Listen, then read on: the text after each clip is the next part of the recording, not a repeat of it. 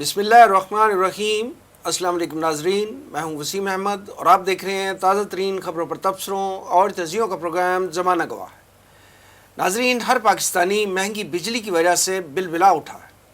آج کل بجلی کے بل بلاؤں کی طرح آ رہے ہیں اور غریب صارفین کے لیے موت کا پروانہ ثابت ہو رہے ہیں۔ مہنگی بجلی کے خلاف ملک گیر سطح پر احتجاج جاری ہے اور حالات بڑی تیزی سے سول نافرمانی کی طرف بڑھ رہے ہیں، جبکہ نگران حکومت نے بجلی کے بلوں کے حوالے سے کسی بھی قسم کے ریلیف دینے کا فیصلہ IMF کی اجازت سے مشروط کر دیا ہے۔ دن بدن بگڑتی ہوئی اس معاشی صورتحال کے اسباب کیا ہیں؟ ملک کو اس نہج پر پہنچانے کے ذمہ دار کون کون ہیں؟ ملک میں جاری سیاسی معاشی عدم استحکام کے نتائج کیا ہو سکتے ہیں اور اس سنگین صورتحال سے نکلنے کا وے آؤٹ کیا ہے؟ یہ ہماری آج کی گفتگو کا موضوع ہے۔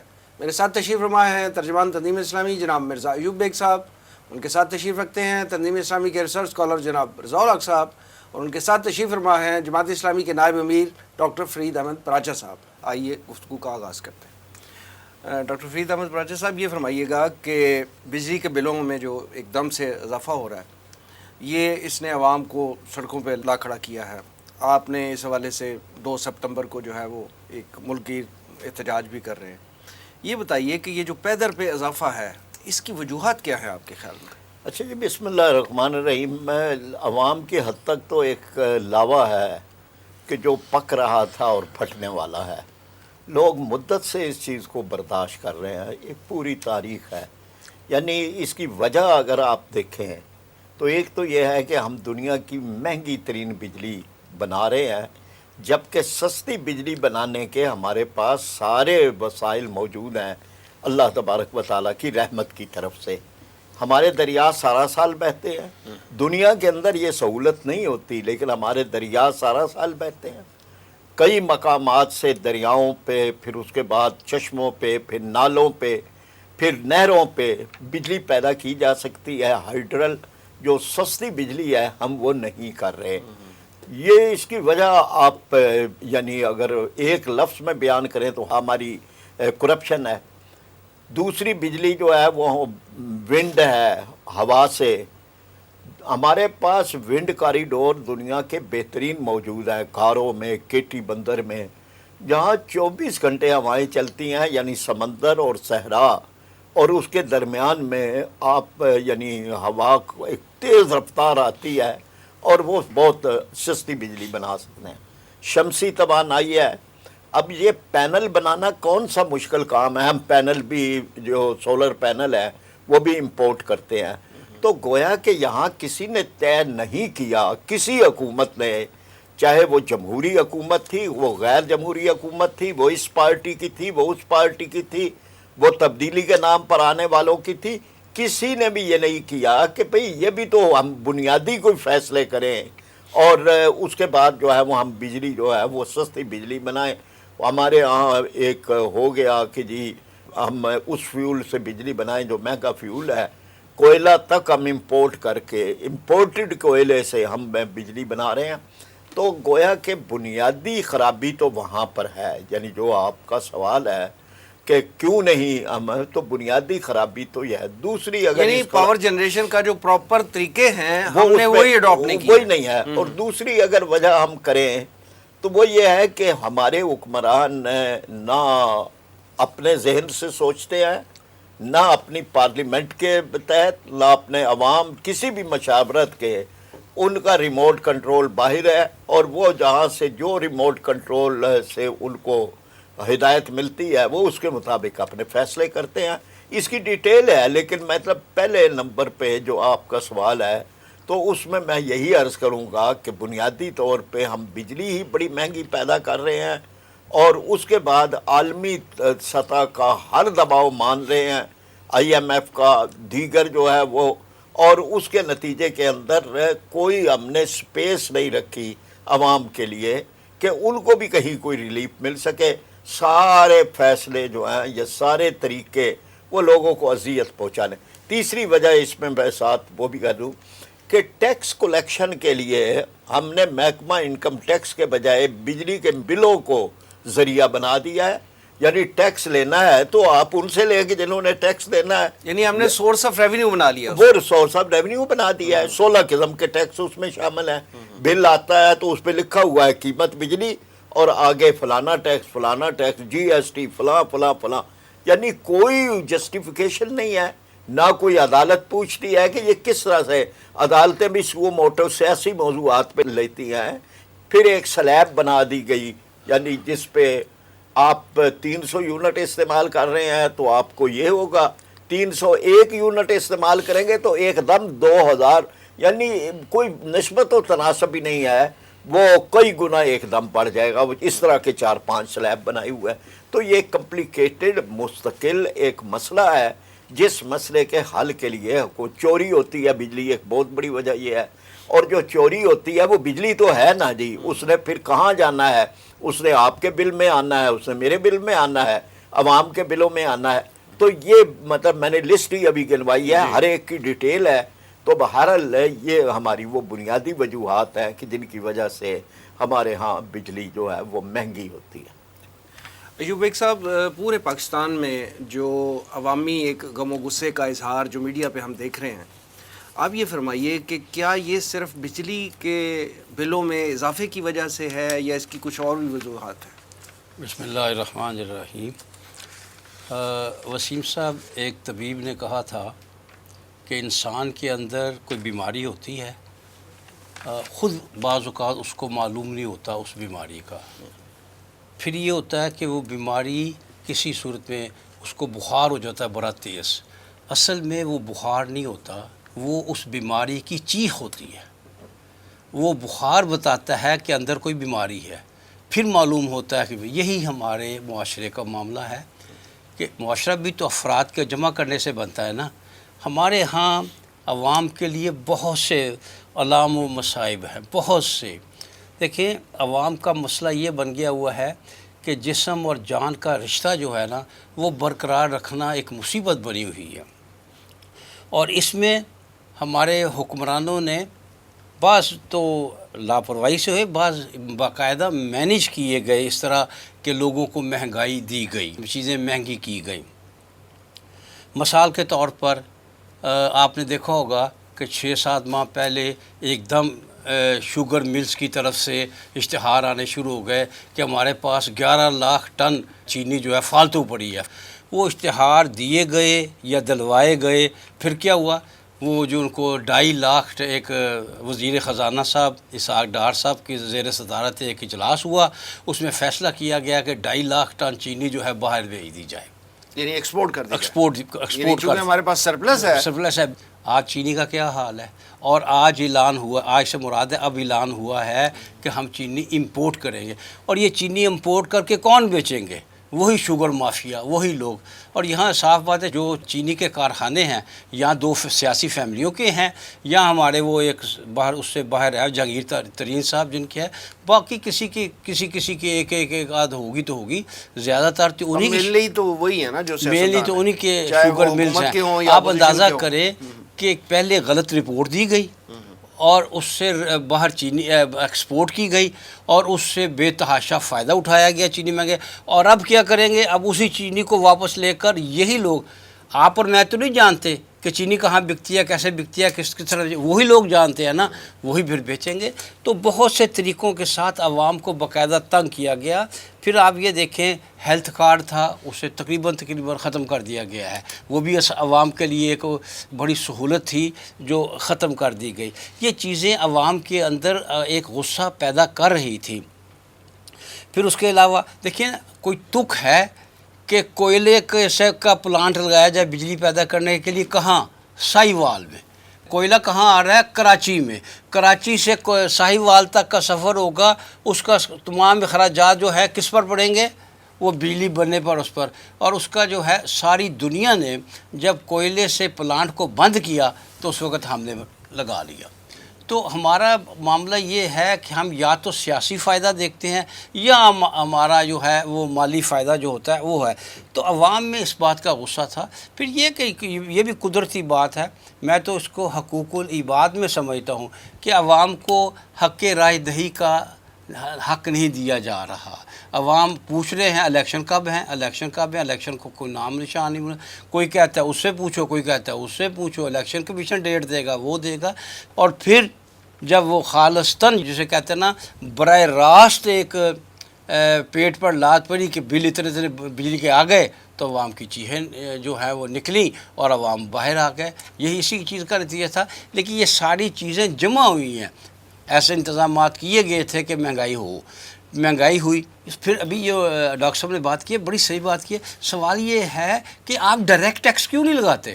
انڈائریکٹ ٹیکس کا مطلب یہ ہے کہ ہر چیز وہ آپ اور میں جو خرید رہے ہیں، ہر غریب آدمی کو بھی پے کرنا پڑے گا. وہ پے کرنا. آج ڈائریکٹ ٹیکس لگائیں، جو کماتا ہے اس میں سے ٹیکس دیں. اچھا، ایک بل پر یہ بھی لکھا ہوا ہے ایکسٹرا ٹیکس. ایکسٹرا ٹیکس کون سا ہوتا ہے؟ تو ایک مذاق کا خیز معاملہ ہے عوام کو لوٹنے والا.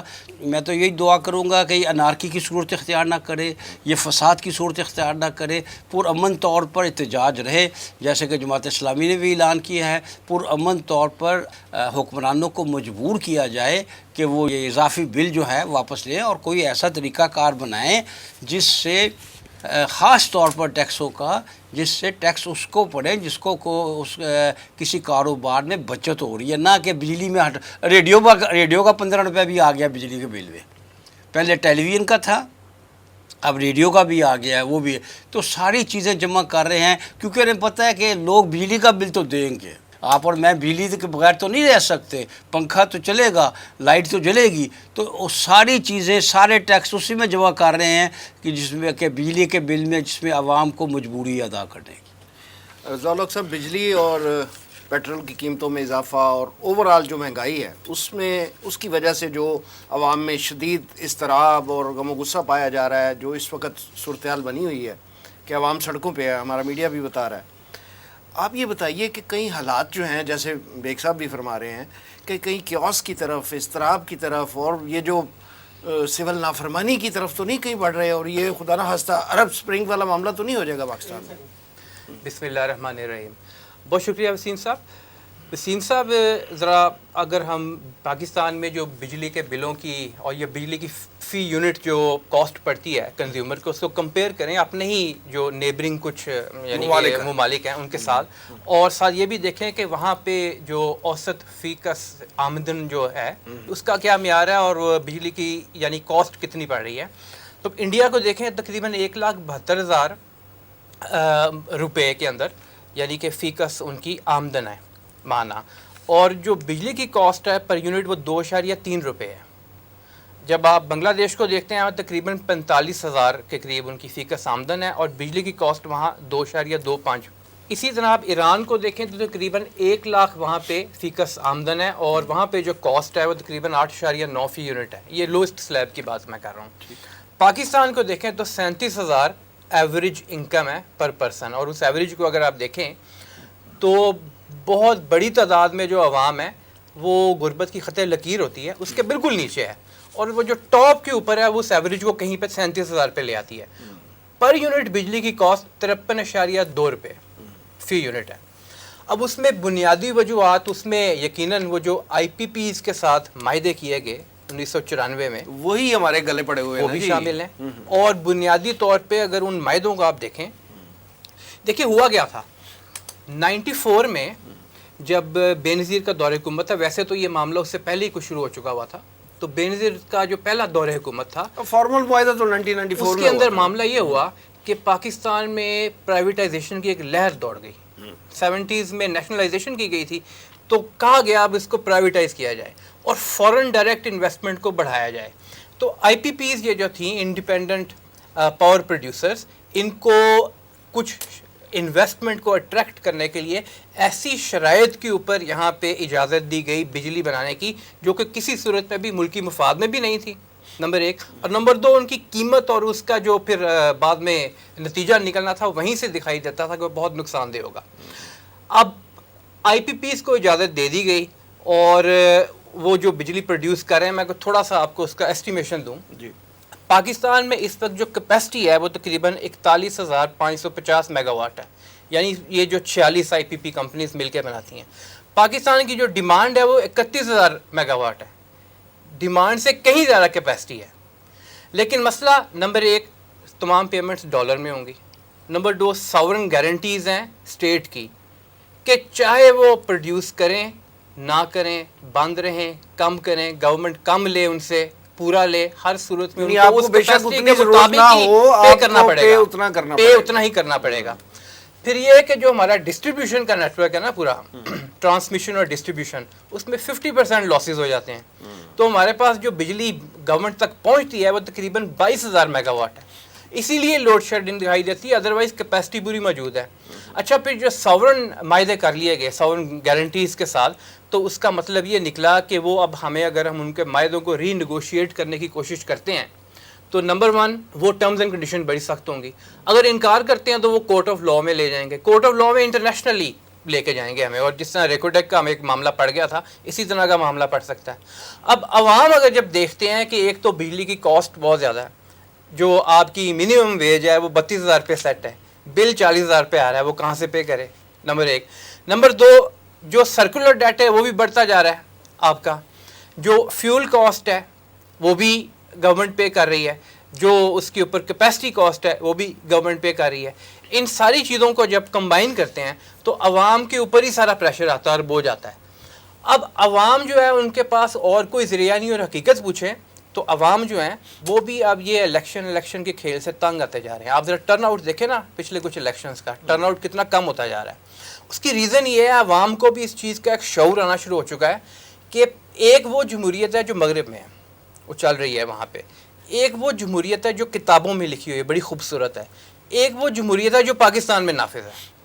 جو پاکستان میں جمہوریت نافذ ہے نا, اس میں نمبر 1 وہ اشرافیہ کے کنٹرول میں ہے, اور اشرافیہ میں آپ کا سب سے بڑی سیاستدان بات بھی یہ ہے ہے, کہ ڈلیور نہیں جرنیل کر رہی بھی ہے. نا, ڈلیور نہیں کر رہی. کیوں ڈلیور نہیں کر رہی؟ اس لیے ڈلیور نہیں کر رہی کہ وہ ان ہاتھوں کے اندر ہے, جی, اس اشرافیہ کے کنٹرول میں ہے جو باقیوں کو پتلیوں کی طرح چلاتے ہیں, اور انہی کے مفادات کے لیے تمام فیصلے لیے جاتے ہیں, مراعات بھی انہی کو ملتی ہیں. تو عوام پھر کیا کریں اس کے علاوہ کہ وہ احتجاج کریں؟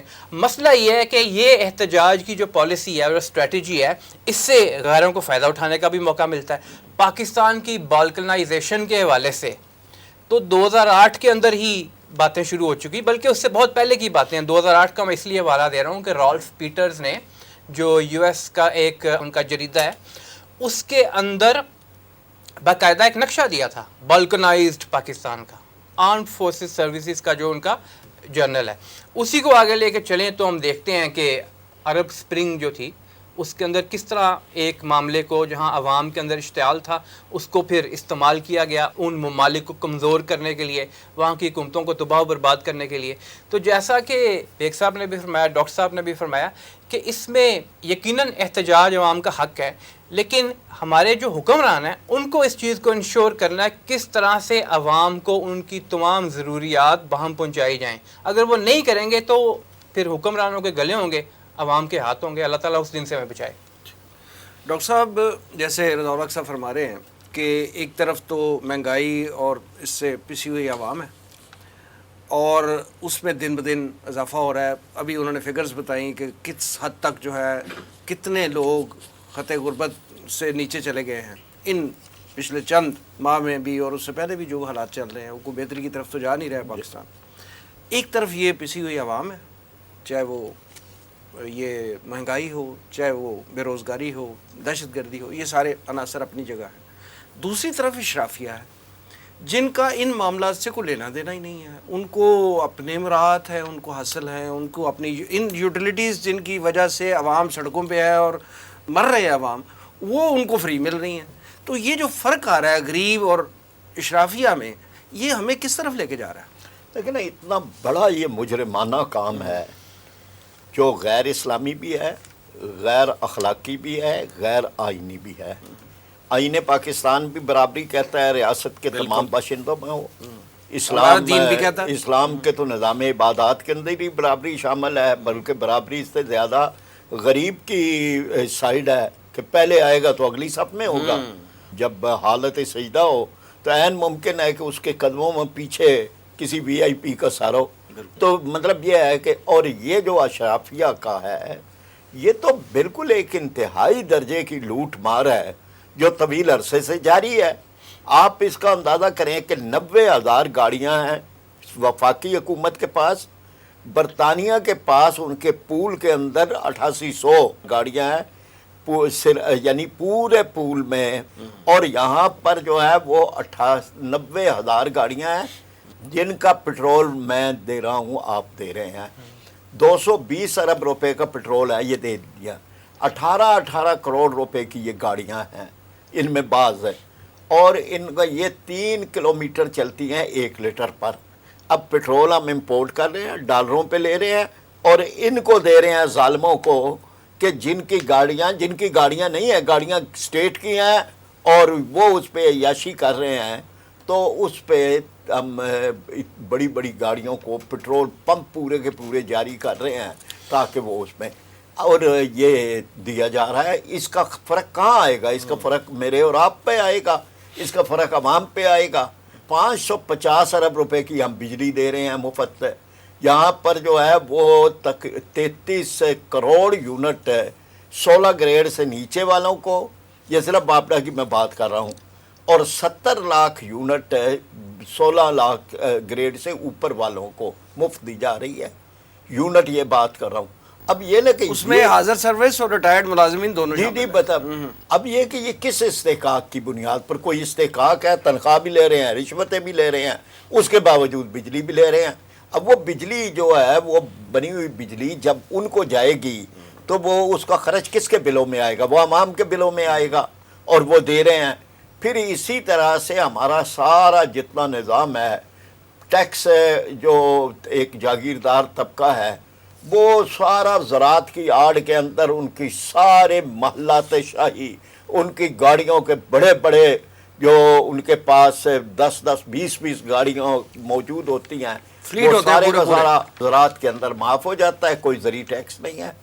مطلب یہ نا کہ جی تنخواہ دار طبقہ یہاں دے رہا ہے جس سے کٹ جاتا ہے، یا پینشنر، اور اس کے علاوہ عام آدمی پر کوئی، یعنی وہ بالواسطہ دے رہا ہے۔ عام آدمی جو ہے وہ ہر چیز پہ دے رہا ہے، وہ بجلی پہ، وہ گیس پہ، وہ موبائل فون۔ آپ دیکھیں 6 کروڑ انسان ایسے ہیں کہ جن پہ ٹیکس نہیں لگتا، لیکن وہ بھی موبائل کارڈ 15% ان پہ بھی ٹیکس لگ جاتا ہے، یعنی ان پہ ٹیکس ہے ہی نہیں، ویسے وہ لیکن taxable اس میں limit میں آتے ہی نہیں ہے۔ موبائل کا وہ لیں گے تو اس کے اندر 15% ان کو۔ یہ وہ چیزیں ہیں کہ جو ایک غم و غصہ جو پھیلا ہوا ہے نا عوام میں، اس کی بنیادی وجہ، اب میں 2 باتیں صرف عرض کروں گا۔ ایک تو یہ ہے کہ ہم نے جماعت اسلامی نے 2 ستمبر کو جو کیا ہے کہ ہڑتال، اور وہ ہم چاہتے ہیں کہ یہ ایک ایسی ہجوم نہ ہو کہ جس کی کمانڈ کسی کے پاس نہ ہو، پھر انارکی پھیلتی ہے، پھر آگ لگتی ہے، پھر جلاؤ گھراؤ ہوتے ہیں، پھر کچھ بھی کسی کے کنٹرول میں نہیں رہتا۔ نہیں، آپ کیا سمجھتے ہیں کہ آپ کے اس احتجاج سے ملک گیر سطح پہ بے شک ہو، یہ پرائسز جو ہیں یا جو حکمرانوں نے یہ ظالمانہ فیصلے کیے ہیں، یہ ریورس ہو جائیں گے؟ ہونے چاہیے، یعنی یہ دیکھیں نا کہ جی ہوں گے نہیں، اس لیے کہ جو آج بھی یعنی نگران حکمران نے تھوڑی سی کمی کرنے کو، جس کی پرپوزل تھی کہ یہ جو مفت بجلی 16 گریڈ سے اوپر والوں کو ہے، ان کو ہم ختم کریں یا قسطیں کر دیں لوگوں کی جن 400 یونٹ والوں سے، اس کے لیے وہ کہتے ہیں ہم IMF سے پوچھیں گے۔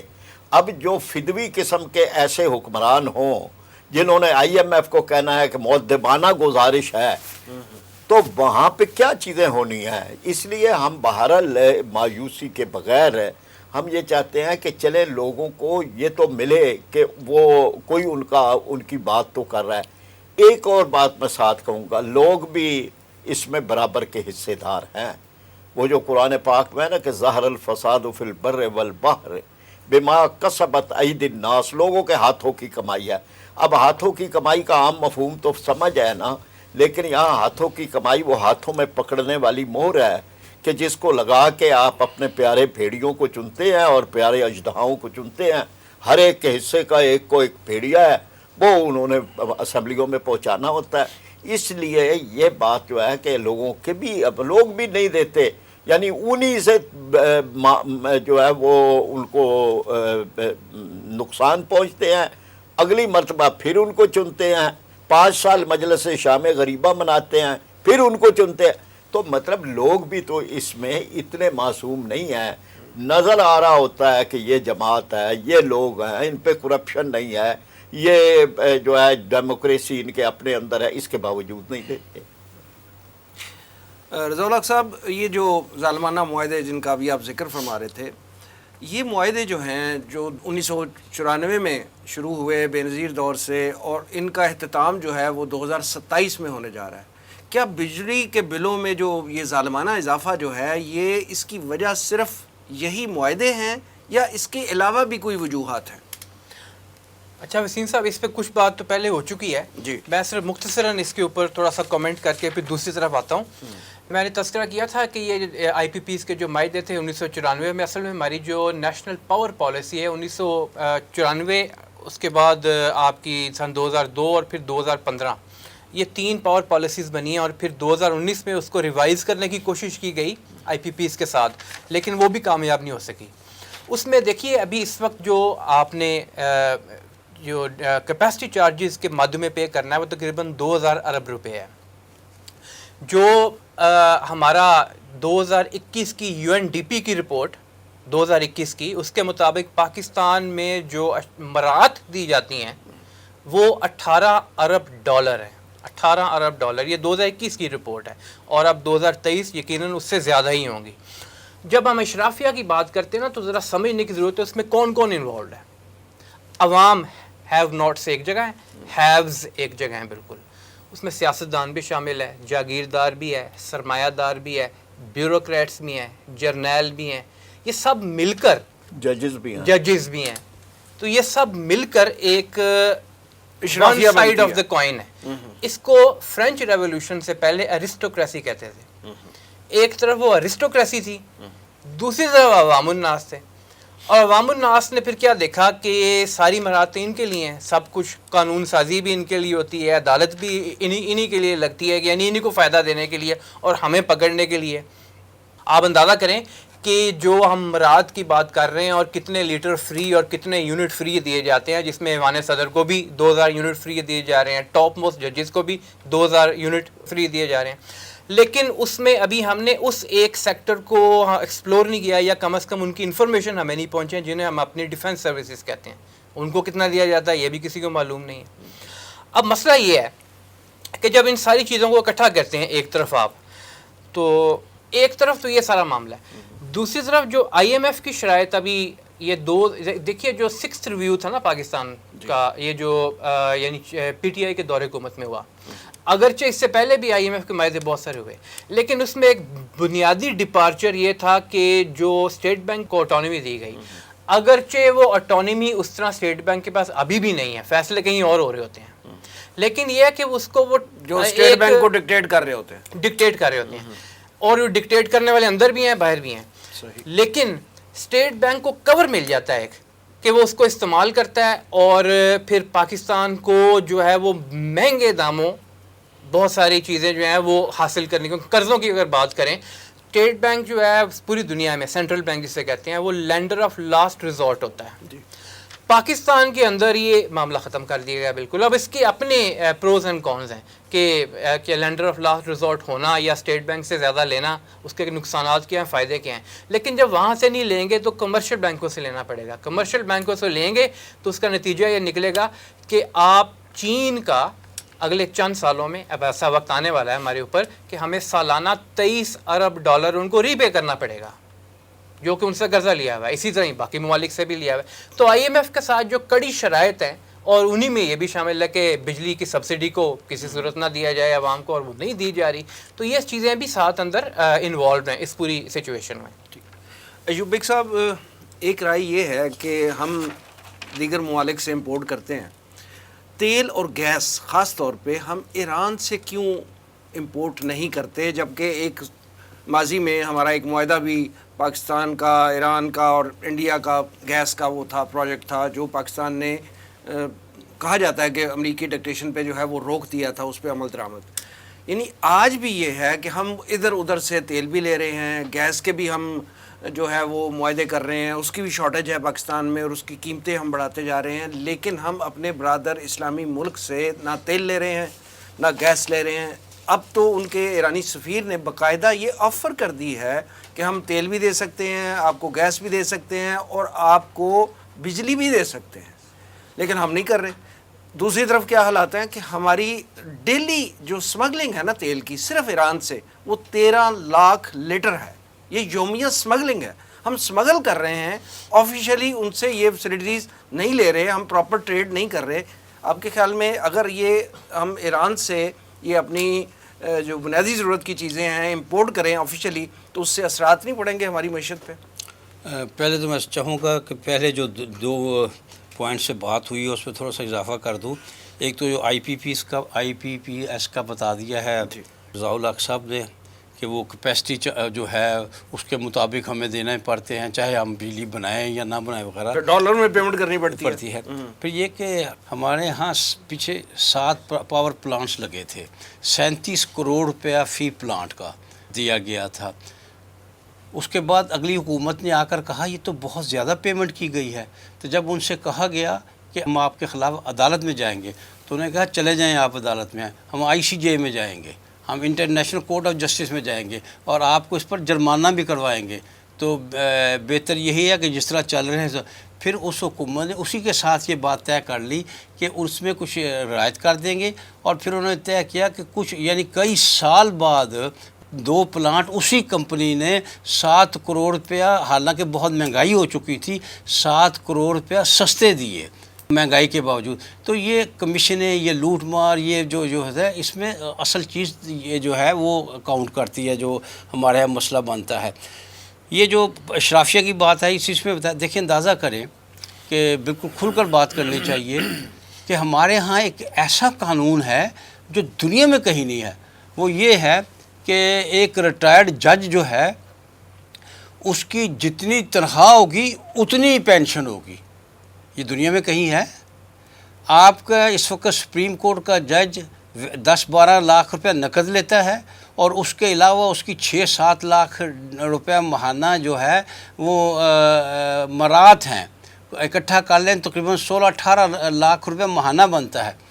اور غریب آدمی جو اب کیا ہے, اب اس بجٹ میں کیا گیا ہے, وہ حاتم طائی کی قبر پر لات مار کر اسے 25,000 سے 32,000 کیا گیا. اور ابھی اس کا نوٹیفیکیشن جاری نہیں ہوا. بجٹ کب آیا تھا, آج کی ڈیٹ تک اس کا نوٹیفیکیشن جاری نہیں ہوا. یعنی اس کا مطلب ہے بجٹ میں بھی صرف کہہ دیا گیا. تو جب یہ اتنا بڑا تفاوت ہوگا, اتنا بڑا فرق ہوگا, تو عوام نے تو غصے سے پاگل ہونا ہے. اور میں فرید پراچا صاحب کی اس بات کی بھی تائید کروں گا کہ عوام کا بھی اس میں حصہ ہے. ایک یہ کہ ہمیشہ ممبر کا انتخاب کرنا, ساڑھے محلے دی سڑک بن جائے گی تو میرا پتر نوکر ہو جائے گا, یہ 2 باتیں ہیں بس, کوئی تعلق نہیں کہ ملکی مفاد کس میں ہے. اور حیرانی کی بات ہے کہ دنیا میں یہ واحد ملک پاکستان ہے جس میں نیشنل اسمبلی اور پروونشل اسمبلی سڑکیں بنواتی ہے, گٹر بنواتی ہے. وہ کہنا یہ تو بلدیاتی اداروں کے کام ہیں, ان کا کوئی تعلق واسطہ ہی نہیں ہے. یہ کیوں کیا گیا ہے؟ اس لیے کہ وہ عوامی نمائندے جو ہیں وہ ان کو ایک قسم کی رشوت دے دیتے ہیں. حالانکہ وہ جو یہ آتا ہے نا, عوامی نمائندوں کو جو ترقیاتی فنڈز ملتے ہیں, اس میں بھی جو ہمارے پاکستان میں جو روٹین ہے, ہر ڈیولپمنٹ کے کام پہ 15% اس عوامی نمائندے کا کمیشن ہو. اور یہ ان ریٹن ایک اصول ہے جو فالو کیا جاتا ہے تھرو آؤٹ. یعنی آپ پچھلا جو بھی عرصہ آپ نکال کے دیکھ لیں, یہ کمیشن ایک طے ہے, اور اس میں بھی اس عوامی نمائندے کا ہی فائدہ ہے. جب ہم کمیشنوں پر, بدعنوانیوں پر, بددیانتیوں پر نگاہ ڈالتے ہیں تو معلوم ہوتا ہے پاکستان تو بہت امیر ملک ہے, پاکستان تو مالا مال ہے. یہ تو اس کو تو امریکہ کی مدد کرنی چاہیے مالی, اگر ہم یہ ساری چیزیں کم ہو جائیں. کہنے کا مطلب ہے ہمیں اپنوں نے لوٹا, ہم نے خود اپنے آپ کو لوٹا. تو جہاں تک تعلق ہے وہ آپ کے سوال کا, میں تھوڑا سا عرض کر دیتا ہوں کہ دیکھیں, ایران سے تیل, ایران ہمارا ہمسایہ ہے, چلو اسلامی ملک بھی ہے, لیکن اصل بات ہے کہ ہمسایہ ہے. وہاں سے جو اشیاء خریدیں گے اس پر خرچ کتنا آئے گا, اور جو دور دراز سے خریدیں گے اس پر خرچ کتنا آئے گا, بڑی سیدھی سی بات ہے. لیکن یہ کہ امریکہ کا کیونکہ حکم ہے, اور یہ ہمارے کسی حکمران نے بھی اس حکم کو ٹالا نہیں ہے کہ ایران سے ڈیلنگ نہیں کرنی, ایران سے ڈیلنگ کے حوالے سے ہم امریکہ کا حکم تو مان رہے ہیں, لیکن امریکہ اسی ایران کو برکس کا ممبر بننے کی اجازت دے رہا ہے. امریکہ کی منافقت دیکھیں نا آپ. نہیں, اس میں یہ دیکھ, میرے خیال میں آپ کی بات بھی ٹھیک, لیکن یہ اس میں ایران کی جرت دیکھے. آپ یہ کہیں کہ اس میں ایران کی جرت دیکھیں کہ اس نے اس بات کی کوئی پرواہ نہیں کی کہ ایک عالمی سپر پاور اس بات کا کتنا برا منائے گا یا کتنا اس میں میرے مفاد کے خلاف جائے گا. میرے نزدیک ایران کی زیادہ جرت کا معاملہ ہے، لیکن ہم سوال ہی نہیں پیدا تھا. اور اسی لیے تو ان ملکوں نے سمجھ لیا تھا کہ یہ غلام ہمارے ساتھ نہیں آئیں گے. انہوں نے ہمیں یہ ابھی جو میٹنگ ہوئی ہے برکس کے والے سے، ہمیں انوائٹ ہی نہیں کیا، ہمیں اس قابل سمجھا ہی نہیں کہ انہیں بھی بلایا جائے. تو ہم اصل میں ان کے حکم کی وجہ سے، اور آپ کی بات بالکل ٹھیک ہے، اور وہ کیونکہ وہاں سستا ہے سب کچھ تو وہ، اور ہمسایہ ہے ہمارا، اس لیے وہاں سے اسمگلنگ ہوتی ہے. اور جو شے ہمارے ڈالروں میں اضافے کا باعث بننا چاہیے بچت کی وجہ سے، وہی کام ہمارے لیے ڈالروں کا نقصان کا باعث بن رہی ہے، اس لیے کہ وہ اسمگلنگ کے ذریعے کام ہو رہا ہے. اس میں ایک چیز کا اضافہ کرنا چاہوں گا، جو یہ 2004 بیگ صاحب نے جس طرح فرمایا اسی میں ایڈ کر رہا ہوں میں. 2014 میں جو ہمارا معاہدہ تھا نا Iran Pakistan gas pipe line کا، اس میں ایک شک شامل ہے کہ اگر 10 سال کے اندر اس پہ پاکستان یا کسی ایک پارٹی نے کام پورا نہ کیا یا کام شروع نہ کیا، اس کی تکمیل نہ کی، تو اس کو جو ہے وہ اس کے 18 ارب ڈالر پینلٹی پڑ سکتی ہے. تو 2024 تک اگر ہم نے یہ کام نہ کیا مکمل تو ہمیں یہ بھی ایک خدشہ ہے کہ وہ پینلٹی ہمیں پڑ سکتی ہے. ہم یہ بھی امید لگائے بیٹھے ہیں کہ ایران ہمارا برادر اسلامی ملک ہے، وہ ہمیں پینلٹی پہ جو ہے وہ نہیں پریشرائز نہیں کرے گا. برکس کو آپ دیکھیں نا، برکس کی جو اس وقت سچویشن سامنے آ رہی ہے نا، وہ انتہائی انٹرسٹنگ ہے اسٹریٹجک حوالے سے، جیو اسٹریٹجک حوالے سے. 5 ممالک تو پہلے ہی شامل ہیں اس میں. اب یہ جو 6 نئے ملک شامل کیے گئے ہیں نا اس کے اندر، یا جو 1 جنوری 2024 سے حصہ بن جائیں گے برکس کا، اس میں سعودی عرب، UAE اور ایران، یہ 3 ایشیا کی آئل رچ کنٹریز ہیں. اس کے بعد آپ کا مصر اور ایتھیوپیا، یہ مینا جسے کہتے ہیں مڈل ایسٹ اور نارتھ افریقہ، اس الائنس کا حصہ ہیں. اور ارجنٹائن کو جو شامل کیا گیا وہ امریکہ کے بیک یارڈ میں جا کے ایک الائی اور بنا لیا. برازیل تو پہلے ہی موجود ہے. تو وہ ایک بڑی اسٹریٹجک گیم کھیل رہے ہیں. روس جو ہے وہ ایران کے ذریعے سعودی عرب کے جو ٹرین ٹرانزٹ جو گڈس کا معاہدہ ایک ہے وہ کر چکا ہوا ہے، اور وہاں پہ اس کا معاملہ وہ شروع ہو چکا ہوا ہے. انڈیا جو ہے اس نے 10 لاکھ ٹن تیل جو ہے اس کو حاصل کرنے کا روپے میں وہ UAE سے معاہدہ کر لیا ہے. تو یہ ساری سچویشن کو دیکھیں اگر آپ گلوبل جیو پالیٹکس اور جو گلوبل اسٹریٹجک الائنسز ہیں وہ کس طرح چل رہے ہیں، تو پاکستان کے لیے بھی ضروری ہے کہ اب وہ اپنے پرانے جو اتحادی ہیں نا ان کو چھوڑ کے اس طرف دیکھے. سر، پاکستان کی جو معاشی صورتحال ہے اس میں پاکستان نے اس سے نکلنے کے لیے بڑی منت سماجت کے بعد IMF سے 9th ریویو لیا ہے. ابھی ہمیں کو تھوڑا سا سانس لینے کی وہ ایک نوبت آئی ہے، لیکن اس کے لیے کڑی شرائط ہیں جس کے اب خمیازہ ہم لوگ بھگت رہے ہیں. ایک طرف ہم ہیں، ایک طرف انڈیا ہے جو ایک عرصے سے IMF سے جان چھڑا چکا ہے. ہم لوگ یہاں پہ ترانے بنا رہے ہیں کہ ہم نے دشمن کے بچوں کو پڑھانا ہے. وہ دشمن کے بچے پڑھ کے چاند پہ پہنچ گئے ہیں، ہم نے اپنے بچوں کو ادھر چیئر لفٹ پہ پھنسا دیا ہے. مطلب یہ کہ ہمارے حالات یہ ہیں اور ہم باتیں بڑی بڑی کرتے ہیں. یہ بتائیں کہ یہ جو اس وقت ہم نے جو IMF سے لون لیا ہے یا آئندہ لینے جا رہے ہیں، کیا یہ پاکستان کے معاشی حالات میں کوئی بہتری کا سبب بن سکتے ہیں؟ اچھا، اگر تو ہم قرآن پاک سے پوچھیں نا تو وہ تو ارشاد فرمائے گا کہ نہیں، وَمَنْ أَعْرَضَ عَنْ ذِكْرِي فَإِنَّ لَهُ مَعِيشَةً ضَنْكًا. قرآن نے صاف کہہ دیا کہ بھئی یہ جتنے تم ادھر ادھر قرآن کو، اللہ کی ہدایت کو نظر انداز کر کے تم کرو گے تمہاری معیشت تنگ رہے گی. وہ معیشت تنگ ہے، یہ رہے گی اسی طرح سے. اور جو تھا کہ جی اعلان جنگ ہے اللہ اور رسول کی طرف سے سود خوروں کے خلاف ہے، فَأَذَنُوا بِحَرْبٍ مِّنَ اللَّهِ وَرَسُولِهِ، تو ہم اس سے اعلان جنگ کے مد مقابل آئے ہوئے ہیں. اس لیے ہم یہ سمجھتے ہیں IMF سے معاہدے ہوں. ملک کے اندر ابھی ذکر ہو رہا تھا یہ نئے بینک جو سودی بینک ہیں، ہم نے اسٹیٹ بینک سے پہلے حکومت لون لیتی تھی 7-8%، پھر 12-13 تک چلا گیا. اب اس کے بجائے ہم نے کمرشل بینکوں سے لیے اور شرح سود 22% پہ چلی گئی. تو یہ جو ہے یہ معیشت تو خراب ہو رہی ہے نا سود کی وجہ سے. اس لیے یہ سودی معیشت کا خاتمہ نہیں ہوگا.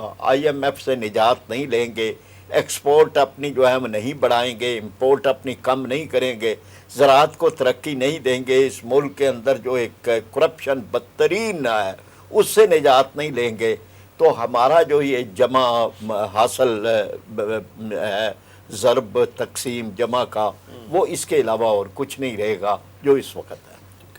ایوب بیگ صاحب، ابھی فرید پارجہ صاحب جو ہیں کلام اللہ کے حوالے سے ہمیں ایک بڑی بہترین انداز میں رہنمائی دے رہے تھے کہ اصل حل تو وہ ہے کہ ہم سودی معیشت سے بھی نکلیں، IMF کے اس چنگل سے بھی نکلیں گے تو پھر ہی ہمیں۔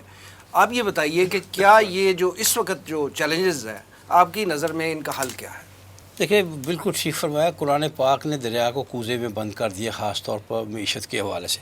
دو بنیادی باتیں بتا دیں، جی، نمبر 1 سود جس کا ذکر ہے، اور نمبر 2 ارتکاز دولت، اور سرمایہ داری اور سرمایہ پرستی کی بجائے سرمایہ کاری۔